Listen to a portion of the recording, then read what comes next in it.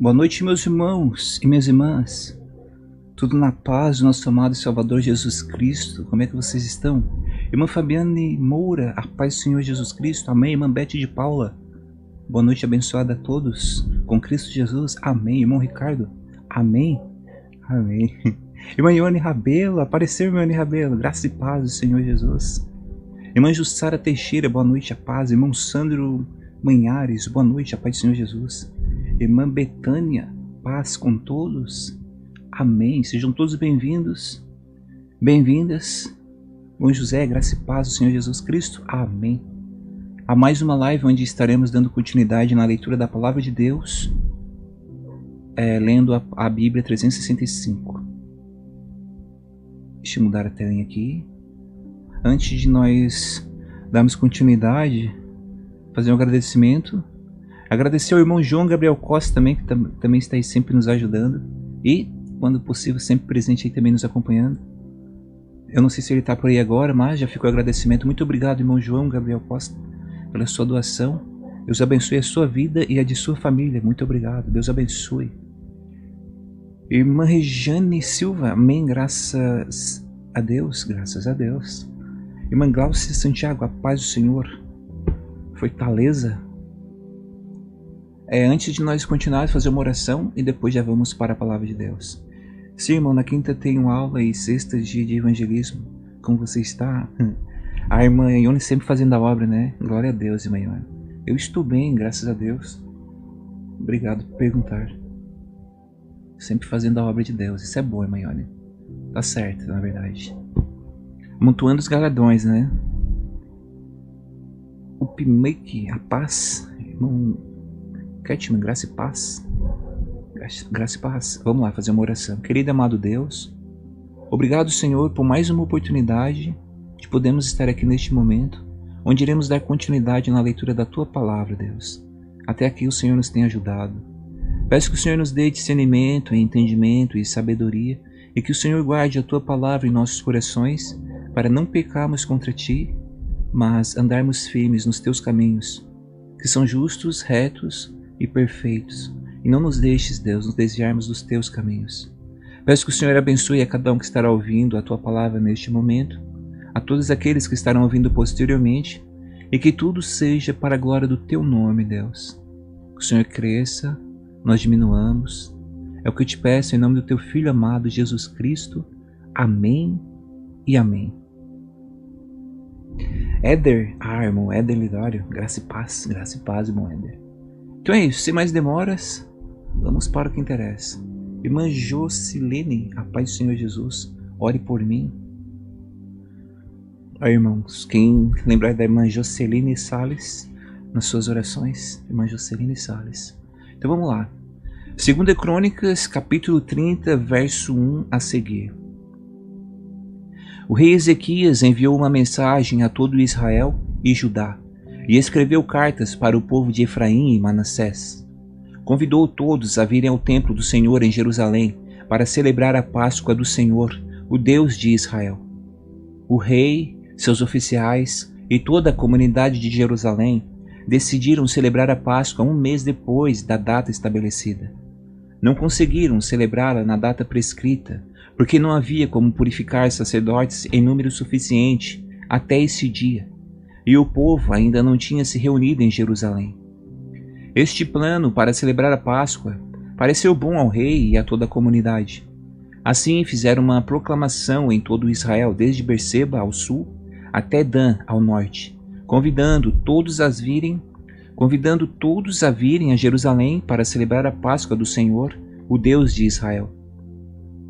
Fazia tempo que essa festa não era celebrada por um grande número de pessoas, como a lei exigia. Por ordem do rei, mensageiros foram enviados a todo Israel e Judá. Levavam cartas que diziam: Ó israelitas, voltem para o Senhor, o Deus de Abraão, Isaque e Israel, para que ele se volte para nós, os poucos que sobrevivemos à conquista pelos reis assírios. Não sejam como seus antepassados e parentes, que foram infiéis ao Senhor, o Deus de seus antepassados, e se tornaram objeto de desprezo, como vocês mesmos podem ver. Não sejam teimosos como eles foram, mas submetam-se ao Senhor. Venham a este templo que ele consagrou para sempre. Adorem o Senhor, seu Deus, para que sua ira ardente se desvie de vocês. Pois, se voltarem para o Senhor, seus parentes e seus filhos serão tratados com bondade por aqueles que os capturaram, e voltarão a esta terra. Pois o Senhor, seu Deus, é cheio de graça e compaixão. Não os rejeitará se voltarem para ele. Os mensageiros foram de cidade em cidade em Efraim e Manassés e até o território de Zebulon, mas a maioria do povo riu e zombou deles. Contudo, alguns de Aser, Manassés e Zebulon se humilharam e vieram a Jerusalém. Ao mesmo tempo, a mão de Deus estava sobre o povo da terra de Judá, dando-lhes um só coração para obedecer às ordens do rei e de seus oficiais, conforme a palavra do Senhor. Assim, uma grande multidão se reuniu em Jerusalém no segundo mês, para comemorar a festa dos pães sem fermento. Começaram a trabalhar e removeram os santuários idólatras de Jerusalém. Também removeram todos os altares de incenso e os jogaram no vale de Cedron. No 14º dia do segundo mês, o povo abateu o cordeiro pascal. Isso deixou os sacerdotes e levitas envergonhados. Por isso se purificaram e trouxeram holocaustos ao templo do Senhor. Tomaram seus lugares no templo, conforme a instrução da lei de Moisés, homem de Deus. Os levitas trouxeram sangue dos sacrifícios para os sacerdotes, que os aspergiram sobre o altar. Visto que muitas pessoas não haviam se purificado, os levitas tiveram de abater para elas o cordeiro pascal, a fim de consagrá-las ao Senhor. A maioria dos que vieram de Efraim, Manassés, Issacar e Zebulon não havia se purificado, mas o rei Ezequias orou por eles e foi permitido que comessem a refeição pascal, embora isso fosse contrário aos requisitos da lei. Pois Ezequias orou: que o Senhor, que é bondoso, perdoe aqueles que resolveram buscar o Senhor, o Deus de seus antepassados, mesmo que não estejam devidamente purificados conforme os padrões do santuário. E o Senhor ouviu a oração de Ezequias e perdoou o povo. Então os israelitas que estavam em Jerusalém comemoraram com grande alegria durante 7 dias a festa dos pães sem fermento. A cada dia, os levitas e os sacerdotes louvavam o Senhor com instrumentos ressoantes. Ezequias elogiou todos os levitas pela aptidão que demonstraram no serviço ao Senhor. A celebração prosseguiu por 7 dias. Apresentaram ofertas de paz e o povo agradeceu ao Senhor, o Deus de seus antepassados. Toda a comunidade resolveu continuar com a festa por mais 7 dias, de modo que celebraram com alegria por mais uma semana. Ezequias, rei de Judá, deu à comunidade 1000 novilhos e 7.000 ovelhas para as ofertas, e os oficiais deram 1000 novilhos e 10.000 ovelhas e cabras. Neste meio tempo, muitos outros sacerdotes se purificaram. Toda a comunidade de Judá se alegrou, incluindo os sacerdotes, os levitas, todos que vieram da terra de Israel, os estrangeiros residentes em Israel que vieram para a festa e todos que moravam em Judá. Houve grande alegria em Jerusalém, pois a cidade não via uma celebração como essa desde os dias de Salomão, filho do rei Davi. Então os sacerdotes e os levitas se levantaram e abençoaram o povo, e Deus, de sua santa habitação nos céus, ouviu sua oração. Quando a festa terminou, os israelitas que haviam participado saíram pelas cidades de Judá, Benjamim, Efraim e Manassés e despedaçaram todas as colunas sagradas, derrubaram os postes de Aserá e removeram os santuários e altares idólatras. Depois disso, voltaram para suas cidades e casas. Ezequias organizou os sacerdotes e os levitas em divisões para oferecerem os holocaustos e as ofertas de paz e para servirem, darem graças e louvarem ao Senhor junto às portas da habitação do Senhor.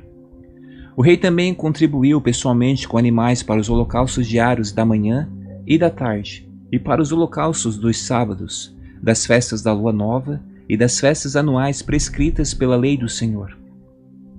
Além disso, ordenou ao povo de Jerusalém que trouxesse uma parte de seus bens para os sacerdotes e os levitas, a fim de que pudessem se dedicar inteiramente à lei do Senhor. Quando os israelitas souberam dessa exigência, responderam generosamente e trouxeram a primeira porção de seus cereais, do vinho novo, do azeite, do mel e de tudo que os campos produziam. Trouxeram uma grande quantidade, o dízimo de tudo que haviam produzido. Os habitantes de Israel que tinham se mudado para Judá e os próprios habitantes de Judá trouxeram o dízimo do gado, das ovelhas, bem como das coisas que haviam sido consagradas ao Senhor seu Deus, e juntaram tudo em vários montões. Começaram a amontoar as ofertas no 3º mês e terminaram no 7º. Quando Ezequias e seus oficiais viram esses montões, agradeceram ao Senhor e a seu povo Israel. De onde veio tudo isto? Perguntou Ezequias aos sacerdotes e aos levitas. Azarias, o sumo sacerdote, da família de Zadok, respondeu: Desde que o povo começou a trazer ofertas para o templo do Senhor, temos alimento suficiente e ainda tem sobrado muito. O Senhor abençoou seu povo e tudo isto é o que sobra. Ezequias mandou preparar depósitos no templo do Senhor. Quando estavam prontos, o povo trouxe fielmente as ofertas, os dízimos e os objetos consagrados para serem usados no templo. O levita Conanias foi encarregado desses depósitos e seu irmão Simei era seu auxiliar. Os supervisores subordinados a eles eram Jeiel, Azazias, Naate, Azael, Jerimote, Josabade, Eliel, Ismaquias, Maate e Benaia. As nomeações foram feitas pelo rei Ezequias e por Azarias, o principal encarregado do templo de Deus. Coré, filho do levita Imna, guarda da porta do leste, foi encarregado de distribuir as ofertas voluntárias feitas a Deus, as contribuições e os objetos consagrados ao Senhor. Seus assistentes fiéis eram Éden, Miniamim, Jesua, Semaías, Amarias e Secanias. Distribuíam as ofertas entre as famílias dos sacerdotes em suas cidades, de acordo com suas divisões, e as repartiam por igual entre idosos e jovens. Distribuíam as ofertas a todos os homens e meninos, de 3 anos para cima, que constavam dos registros genealógicos.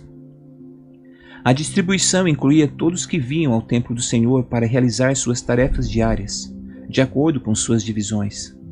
Repartiam as ofertas entre os sacerdotes que estavam listados nos registros genealógicos, de acordo com suas famílias, e entre os levitas de 20 anos para cima, anotados de acordo com suas tarefas e divisões. Também entregavam porções de alimento às famílias de todos que estavam listados nos registros genealógicos, incluindo as crianças pequenas, as esposas, os filhos e as filhas, pois toda a comunidade havia sido fiel ao se purificar. Quanto aos sacerdotes, os descendentes de Arão, que viviam nos campos ao redor das cidades, foram nomeados homens para distribuir em porções a todos os sacerdotes e a todos os levitas listados nos registros genealógicos. Assim, o rei Ezequias organizou a distribuição em todo Judá e fez o que era bom, certo e verdadeiro aos olhos do Senhor, seu Deus. Em tudo que fez no serviço do templo de Deus e em seus esforços para obedecer à lei e aos mandamentos de Deus, Ezequias buscou o seu Deus de todo o coração. Como resultado, foi muito bem sucedido.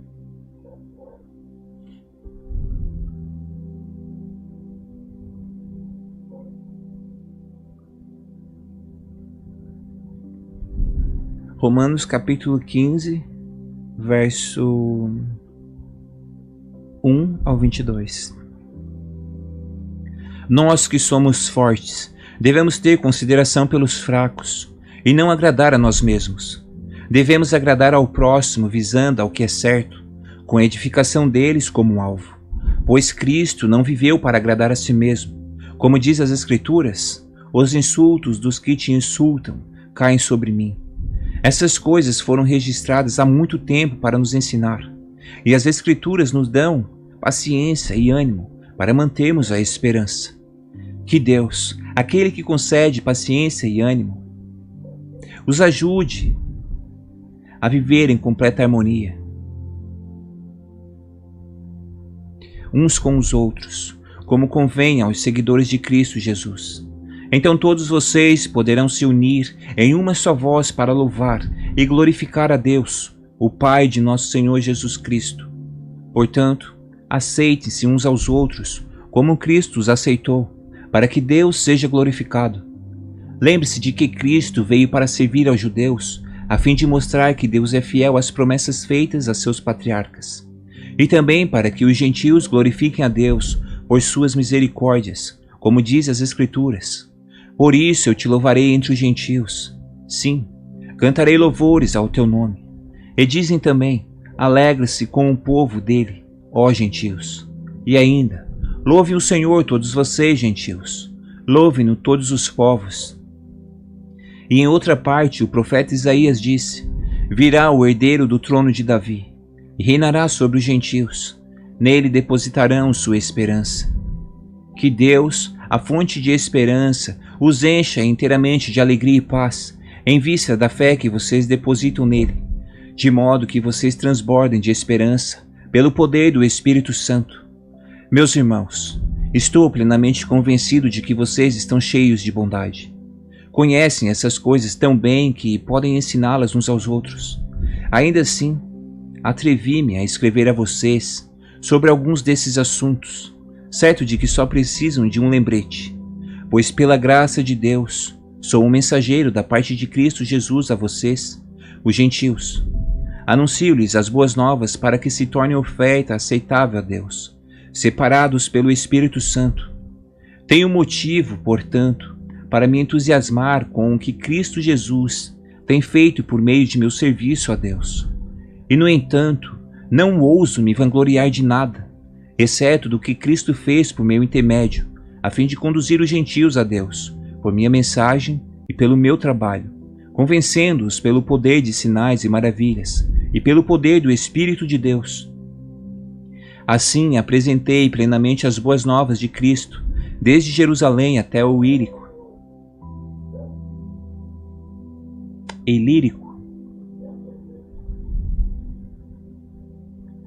Sempre me propus a anunciar as boas novas onde o nome de Cristo nunca foi ouvido, para não construir sobre alicerce alheio. Pois, conforme diz as Escrituras, aqueles aos quais ele nunca foi anunciado verão, e os que nunca ouviram falar dele entenderão. É por isso, aliás, que há tanto tempo tenho adiado minha visita a vocês, porque estava pregando nesses lugares.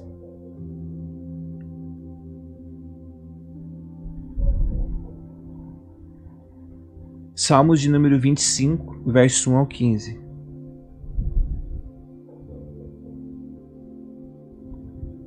Ó Senhor, a Ti entrego minha vida. Confio em Ti, meu Deus.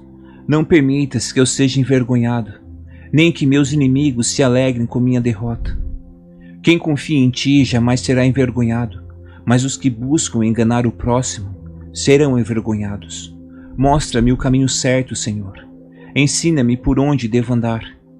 Guia-me pela Tua verdade e ensina-me, pois és o Deus que me salva. Em Ti ponho minha esperança todo dia.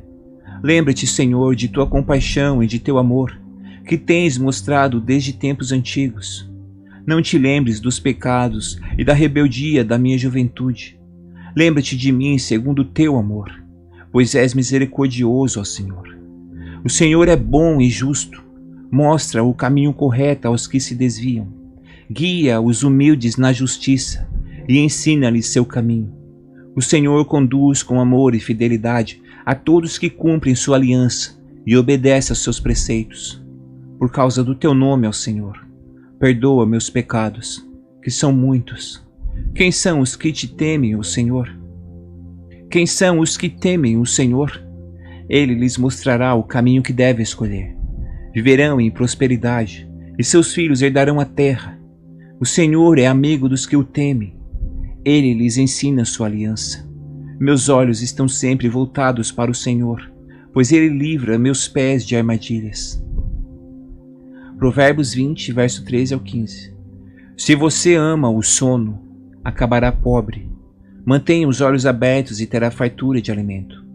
O comprador penchincha e diz, não vale nada, mas depois conta a vantagem de seu bom negócio.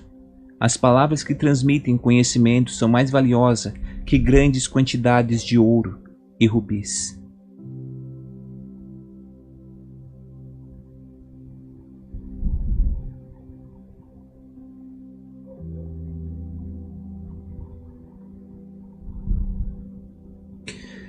Segunda Crônicas, capítulo 32, verso 1 a seguir. Depois de Ezequias ter sido tão fiel em todas essas situações, Senaqueribe, rei da Síria, invadiu Judá, cercou as cidades fortificadas e deu ordem para que seu exército rompesse os muros. Quando Ezequias percebeu que Senaqueribe também pretendia atacar Jerusalém, consultou seus oficiais e conselheiros militares, e eles resolveram fechar as passagens das águas das fontes que havia do lado de fora da cidade. Organizaram uma enorme equipe de trabalho para fechar as fontes de água e o riacho que atravessava os campos, pois disseram: não devemos permitir que os reis da Síria encontrem toda essa água quando chegarem aqui.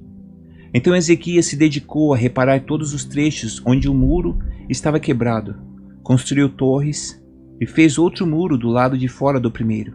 Também reforçou o aterro da cidade de Davi e fabricou grande quantidade de armas e escudos. Nomeou oficiais militares sobre o povo, os reuniu diante dele na praça junto à porta da cidade e os encorajou, dizendo: sejam fortes e corajosos. Não tenham medo nem desanime por causa do rei da Síria e de seu exército poderoso, pois um poder muito maior está do nosso lado. Ele tem um grande exército, mas são apenas homens. Nós, porém, temos o Senhor, nosso Deus, para nos ajudar e lutar nessas batalhas. As palavras de Ezequias deram grande ânimo a seu povo. Enquanto Senaqueribe, rei da Síria, cercava a cidade de Laques, enviou seus oficiais a Jerusalém com esta mensagem para Ezequias, rei de Judá, e para todo o povo da cidade. Assim disse Senaqueribe, rei da Síria: em quem vocês confiam para imaginar que sobreviverão quando eu cercar Jerusalém? Ezequias disse: o Senhor nosso Deus nos salvará do rei da Assíria. Não é verdade. Ele está enganando vocês e os condenando a morrer de fome e sede. Não percebem que o próprio Ezequias destruiu todos os santuários e altares do Senhor? Ordenou que Judá e Jerusalém adorassem somente no altar do templo e queimasse incenso apenas ali. Sem dúvida, vocês sabem o que eu e os reis da Síria antes de mim fizemos a todos os povos da terra. Acaso algum dos deuses dessas nações livrou seu povo de minhas mãos? Qual de seus deuses foi capaz de salvar seu povo do poder destruidor de meus antecessores? O que os faz pensar que seu Deus poderá livrá-los de minhas mãos? Não permitam que Ezequias os engane. Não se deixem iludir por ele. Volto a dizer, nenhum Deus de qualquer nação ou reino foi capaz de livrar seu povo das minhas mãos ou das mãos de meus antepassados. Muito menos o Deus de vocês os salvará de meu poder. Os oficiais de Senaqueribe zombaram ainda mais do Senhor Deus e de seu servo Ezequias. O rei Senaqueribe também enviou cartas insultando o Senhor, o Deus de Israel. Escreveu: assim como os deuses de todas as outras nações não foram capazes de salvar seu povo das minhas mãos, também o Deus de Ezequias fracassará. Os oficiais assírios que trouxeram as cartas gritaram isso em hebraico para o povo sobre os muros da cidade, tentando amedrontá-los para que fosse mais fácil conquistar a cidade. Falaram do Deus de Jerusalém como se fosse um dos deuses estrangeiros, feito por mãos humanas. Então o rei Ezequias e o profeta Isaías, filho de Amós, oraram e clamaram aos céus. E o Senhor enviou um anjo que destruiu o exército assírio, com todos os seus comandantes e oficiais. O rei da Síria voltou envergonhado para sua terra. Quando entrou no templo de seu Deus, alguns de seus próprios filhos o mataram, ali à espada.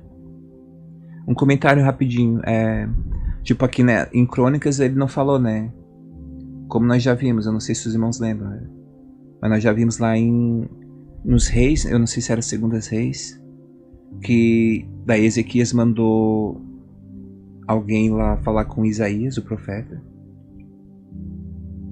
E Deus ouviu, né? Daí depois Ezequias foi no templo com a carta que Senaqueribe tinha mandado e orou a Deus. Inclusive ele fez uma oração bem bonita. Só que aqui eles não botaram essa parte. Enfim, verso 22. E o Senhor ouviu, né, a oração de Ezequias. Daí entra depois nessa parte aqui, ó.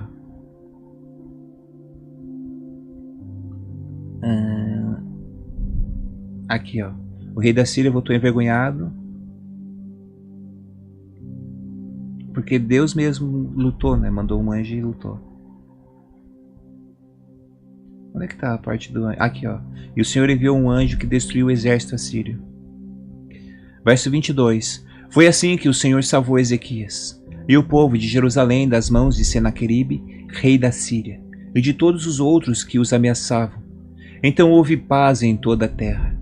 Daquela ocasião em diante, o rei Ezequias se tornou muito respeitado entre todas as nações, e muitos traziam a Jerusalém ofertas para o Senhor e presentes valiosos para o rei. Por este tempo, Ezequias ficou doente e estava para morrer. Orou ao Senhor, que respondeu à sua oração. Ele deu um sinal miraculoso. Ezequias, porém, não correspondeu como devia à bondade com que foi tratado, e se tornou orgulhoso. Por isso, a ira do Senhor veio sobre ele e sobre Judá e Jerusalém. Então Ezequias se humilhou e se arrependeu de seu orgulho, como também os habitantes de Jerusalém. Com isso, a ira do Senhor não caiu sobre eles durante a vida de Ezequias. Ezequias era muito rico e respeitado. Construiu depósitos especiais para guardar prata, ouro, pedras preciosas, especiarias, escudos e outros objetos de valor que lhe pertenciam. Também construiu armazéns para guardar cereais, vinho novo e azeite, e fez muitos estábulos para o gado e currais para as ovelhas. Construiu cidades e adquiriu muitos rebanhos e gado, pois o Senhor lhe deu grande riqueza. Bloqueou a fonte superior de Gion e trouxe a água por um túnel para o lado oeste da cidade de Davi. Ezequias foi bem sucedido em tudo que fez. No entanto, quando chegaram representantes da Babilônia para perguntar sobre os acontecimentos extraordinários que haviam ocorrido na terra, Deus se afastou de Ezequias para testá-lo e ver o que havia de fato em seu coração. Os demais acontecimentos do reinado de Ezequias e seus atos de devoção estão registrados na visão do profeta Isaías, filho de Amós, incluída no livro dos reis de Judá e de Israel. Quando Ezequias morreu e se reuniu aos seus antepassados, foi sepultado na parte superior do cemitério dos reis, e todo o Judá e os habitantes de Jerusalém o honraram por ocasião de sua morte. Seu filho Manassés foi seu sucessor. Esse aqui foi cruel, né? Mas, como eu já falei em uma live, ele se arrependeu, Manassés. Naquela parte de Reis não fala que ele se arrependeu, mas eu acho que é aqui que conta o que ele se arrependeu. Capítulo 33, verso 1. Manassés tinha 12 anos quando começou a reinar, e reinou em Jerusalém por 55 anos. Fez o que era mal aos olhos do Senhor, e seguiu as práticas detestáveis das nações que o Senhor havia expulsado de diante dos israelitas.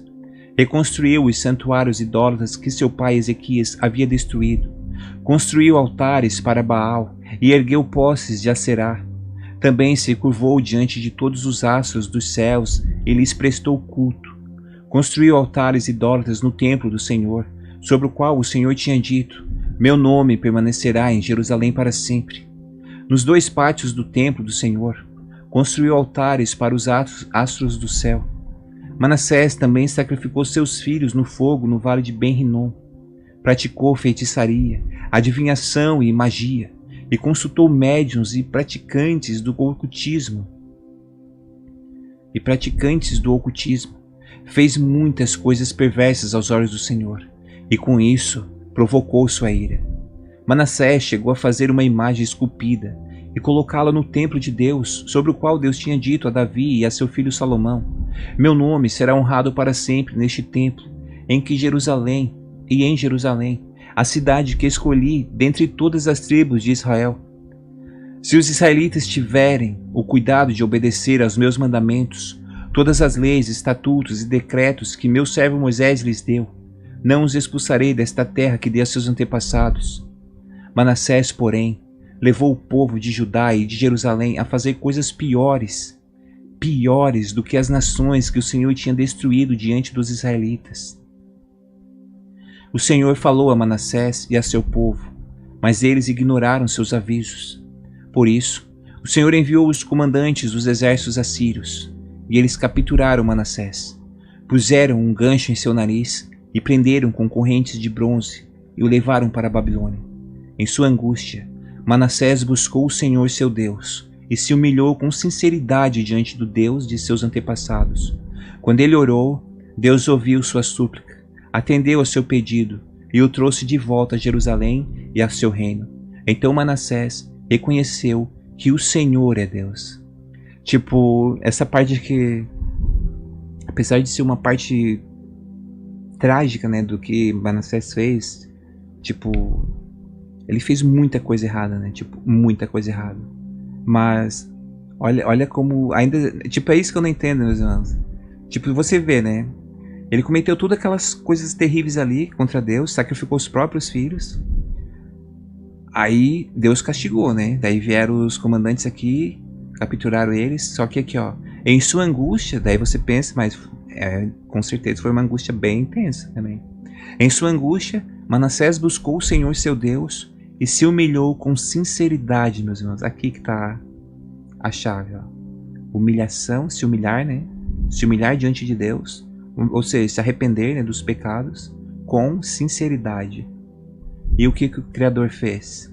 Deus ouviu a sua súplica e atendeu o seu pedido e o trouxe de volta a Jerusalém e a seu reino. Ou seja, não importa o que a pessoa fez no passado, se a pessoa se arrepender com sinceridade, Deus está ali de braços abertos e perdoa e lança, como eu já falei, como está na palavra de Deus, na verdade, né? E lança tudo no mar do esquecimento.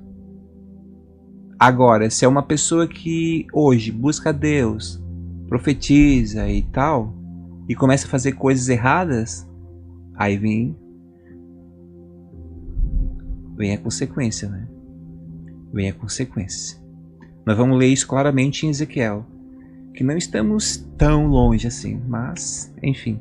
Romanos capítulo 15, verso 23 a seguir.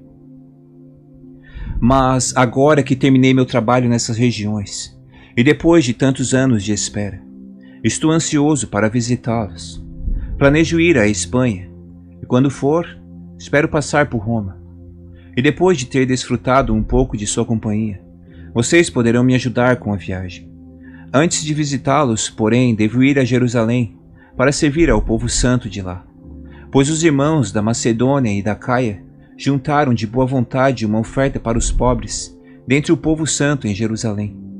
Ficaram contentes em fazê-lo, pois se sentem devedores deles, porque os gentios receberam as bênçãos espirituais das boas novas dos irmãos em Jerusalém. Considere que no mínimo pode retribuir, ajudando-os financeiramente. Assim que eu tiver entregado o dinheiro e completado essa boa ação dos gentios, irei à Espanha, visitando vocês de passagem. E estou certo de que, quando for, Cristo abençoará ricamente o nosso tempo juntos.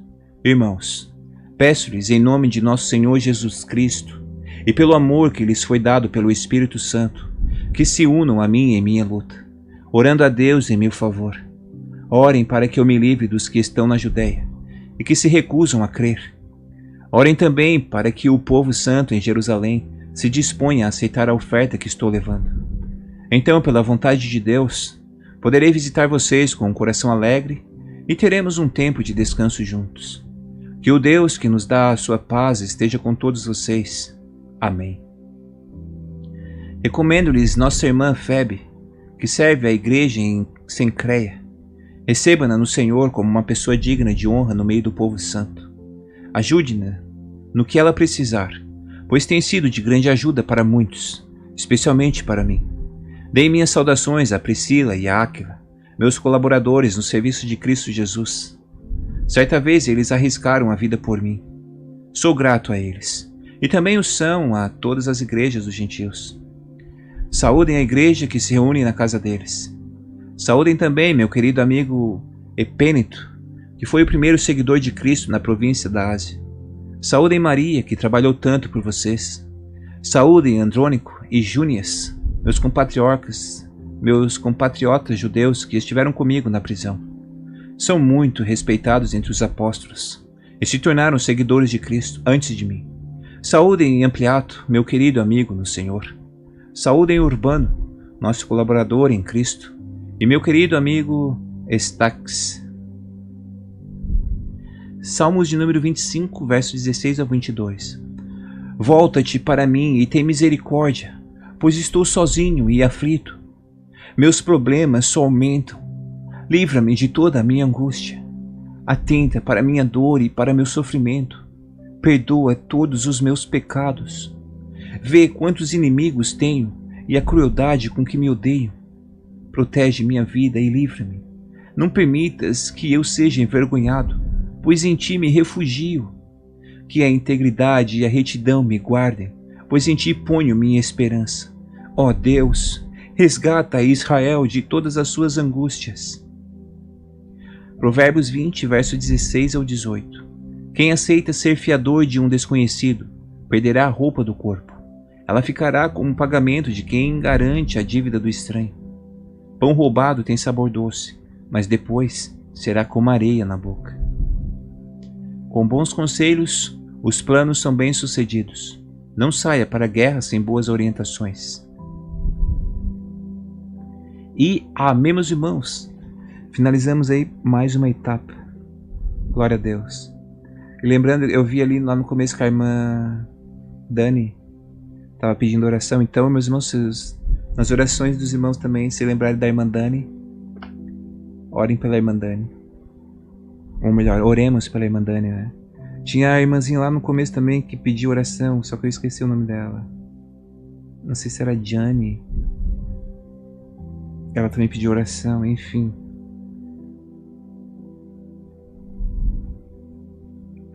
Amém.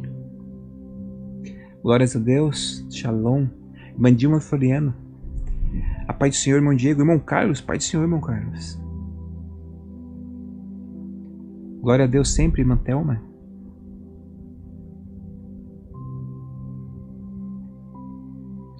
Hoje eu estava conversando com a minha mãe a respeito de Daniel, do livro de Daniel. Irmã Ione, amém, glória a Deus, glória a Deus. Tipo assim, ó. Não que... Mas é uma suposição, né?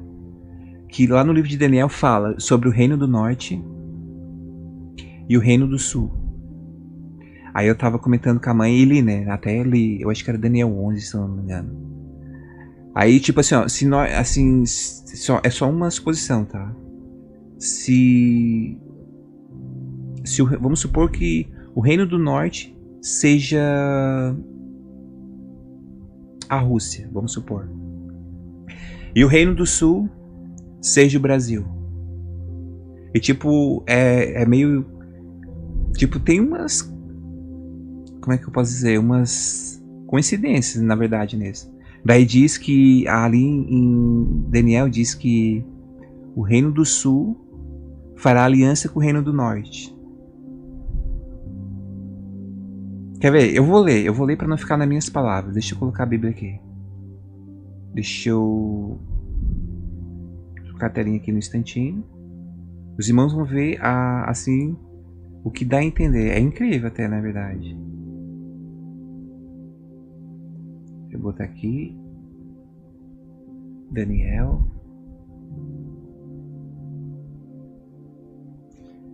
11.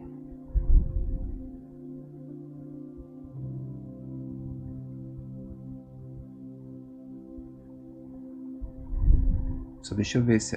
Daniel 11. Deixa eu mudar a telinha de novo. É algo a se pensar, né, meus irmãos? É algo a se pensar. Ops, espera aí. Aqui. Ó, Daniel 11. Daí, o anjo, eu acho que aqui é o anjo que diz: Agora pois, vou dar-lhe a conhecer a verdade. Outros 3 reis aparecerão na Pérsia, e depois virá um 4º rei, que será bem mais rico do que todos os outros. Quando ele tiver conquistado o poder com sua riqueza, instigará todos contra o reino da Grécia, tá? Aí aqui é o reino da Grécia, tá? Mas vamos supor que o reino do norte seja a Rússia e o reino do sul Brasil, tá? Só para os irmãos terem isso em mente. Vamos lá, ó. Então surgirá um rei guerreiro, que governará com grande poder e fará o que quiser. Depois que ele surgir, o seu império se desfará e será repartido para os 4 ventos do céu. Não passará para os seus descendentes, e o império não será poderoso como antes, pois será desarraigado e dado a outros. Aí o verso 5. Ó, o rei do sul, vamos supor que o rei do sul, o reino do sul, né? O rei do sul seja o Brasil daí. O rei do sul se tornará forte, mas um dos seus príncipes se tornará ainda mais forte que ele e governará o seu próprio reino com grande poder. Depois de alguns anos, eles se tornarão aliados. A filha do rei do sul fará um tratado com o rei do norte, ó. Tipo, sabe o que é interessante? É que aqui diz, ó, no verso 6. Depois de alguns anos, eles se tornarão aliados. A filha do rei do sul fará um tratado com o rei do norte. Aí vamos supor que o rei do norte é a Rússia e o rei do sul, Brasil. Aí eu fui pesquisar e o Bolsonaro, ele tem uma filha. Só que essa filha dele tem 11 anos. Tem 11 anos só. Só que aqui diz, ó, depois de alguns anos, eles se tornarão aliados e a filha do rei do sul fará um tratado com o rei do norte. Ou seja, a filha será dada em casamento com o rei do norte. Mas ela não manterá o seu poder, nem ele conservará o dele. Naqueles dias, ela será entregue à morte, junto com sua escolta real e com seu pai, e com aquele que o apoiou. Alguém da linhagem dela se levantará para tornar-lhe o lugar. Ele atacará as forças do rei do norte e invadirá a sua fortaleza, lutará contra eles e será vitorioso. Aí no caso aqui, o rei do sul será vitorioso contra o rei do norte. Também se apoderará dos deuses deles, das suas imagens de metal e dos seus utensílios valiosos de prata e de ouro, e os levará para o Egito. E por alguns anos ele deixará o rei do norte em paz. Então o rei do norte invadirá as terras do rei do sul. Olha só, guerra entre o rei do norte e o rei do sul, mas terá que se retirar para a sua própria terra. Deixa eu baixar aqui. Aí seus filhos se prepararão para a guerra e reunirão um grande exército que avançará como uma inundação irresistível e levará os combates até a fortaleza do rei do sul. Em face disso, o rei do sul marchará furioso para combater o rei do norte, que o enfrentará com um enorme exército, mas mesmo assim será derrotado, ou seja, o rei do sul será derrotado. Quando o exército for vencido, o rei do sul se encherá de orgulho e matará milhares, mas o seu triunfo será breve, pois o rei do norte reunirá um outro exército maior do que o primeiro e depois de alguns anos voltará a atacá-lo com um exército enorme e bem equipado. Naquela época muitos se rebelarão contra o rei do sul, e os homens violentos do povo a que você pertence se revoltarão para cumprir esta visão, mas não terão sucesso. Então o rei do norte virá e construirá rampas de cerco e conquistará uma cidade fortificada. As forças do sul serão incapazes de resistir. Mesmo as suas melhores tropas não terão forças para resistir. O invasor fará o que bem entender. Ninguém conseguirá resistir-lhe. Ele se instalará na terra magnífica e terá poder para destruí-la. Virá com o poder de todo o seu reino e fará uma aliança com o rei do sul. Ó. Aí de novo, o rei do norte vai querer fazer uma aliança com o rei do sul. Ele lhe dará uma filha em casamento a fim de derrubar o reino, mas o seu plano não terá sucesso, nenhum ajudará. Então ele voltará a atenção para as regiões costeiras e tomará muitas delas, mas um comandante dará fim à arrogância dele e devolverá a sua arrogância. Depois disso ele se dirigirá para as fortalezas de sua própria terra, mas tropeçará e cairá para nunca mais aparecer. Seu sucessor enviará um cobrador de impostos para manter o esplendor real. Contudo, em poucos anos ele será destruído, ainda que não com ira nem em combate. Ele será sucedido por um ser desprezível, a quem não tinha sido dada a honra da realeza. Ou seja, aqui daí está falando do anticristo. Então, se for, não, mesmo que não for, né? Mesmo que não for o rei do sul e o rei do norte, como eu mencionei, a Rússia e Brasil, Que é só uma suposição?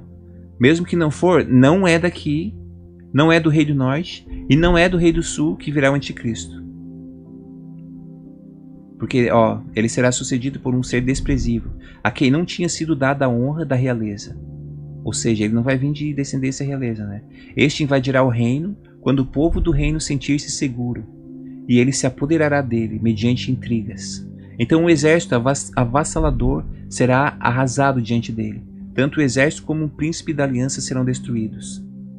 Aí depois de um acordo feito com ele, agirá traiçoeiramente e com apenas uns poucos chegará ao poder. Bom, até aqui, o que eu queria era na parte de cima mais ou menos. Daí aqui já está falando do anticristo, na verdade, né? Que também já sabemos que não é do reino do sul e nem do reino do norte que virá o anticristo. Os irmãos conseguiram compreender o que eu quis passar?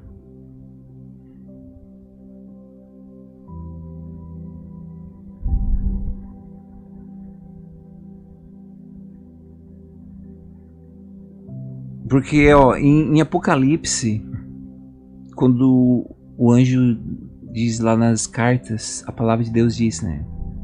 Eu só não lembro se é a igreja de Pérgamo, que diz que o trono do acusador, ou seja, o trono do diabo, né? É em Pérgamo. Se você for no mapa, você vai no mapa e olha onde é Pérgamo, você vai ver que Pérgamo fica entre Turquia. Não, não é. Não é da França. Esses que estão no poder agora, eles são praticamente os reinos, né? Que Daniel diz, né? Que se levantarão 10 reinos, lá nos chifres, né? 10 reinos, aí serão 3 destruídos, daí se levantará um chifre pequeno. Esses do poder assim, tipo Macron, a China, os Estados Unidos, a Rússia. Esses são os reinos, na verdade, dos chifres.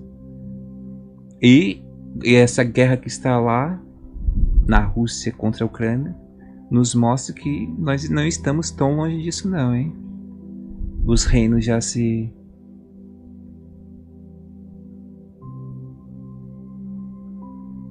A China tem grande poder. A China é bem forte. Como eu disse agora, mas também não é da China.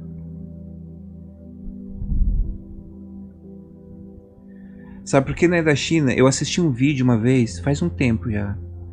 E essa pessoa, ele era um judeu. Um judeu mesmo, não esses que querem ser judeu. Ele era um judeu mesmo.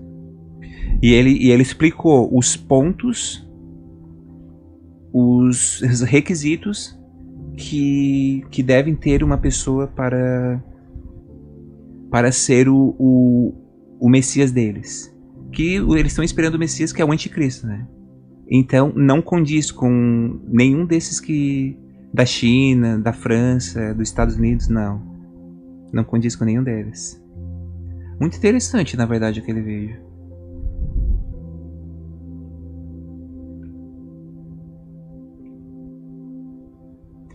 Descendente judeu? É, descendente judeu faz sentido, porque um dos requisitos, ele tem que conhecer toda a lei. Toda. Enfim, falei demais, vamos estar finalizando. Obrigado aos irmãos aí que nos acompanharam. Ah, e lembrando que o que eu falei lá ali do Reino do Norte e do Sul não é que eu estou afirmando que seja, tá, irmãos? É só uma suposição, tipo, vamos dizer, uma teoria, né? Vamos dizer assim. Não estou afirmando que seja, que o Reino do Norte de Daniel seja a Rússia. E o Reino do Sul seja o Brasil. Não estou afirmando isso. É só uma suposição, para ninguém ficar falando que... Enfim. Então é isso. Tenham todos uma ótima noite. Ah, deixa eu pausar o fundo primeiro, eu sempre me esqueço. Aí. Tenham todos uma ótima noite, na paz do nosso amado Deus. O anticristo será muito carismático no início. Pois agora. Dizem que as pessoas vão coisar dele, né? Gostar, né?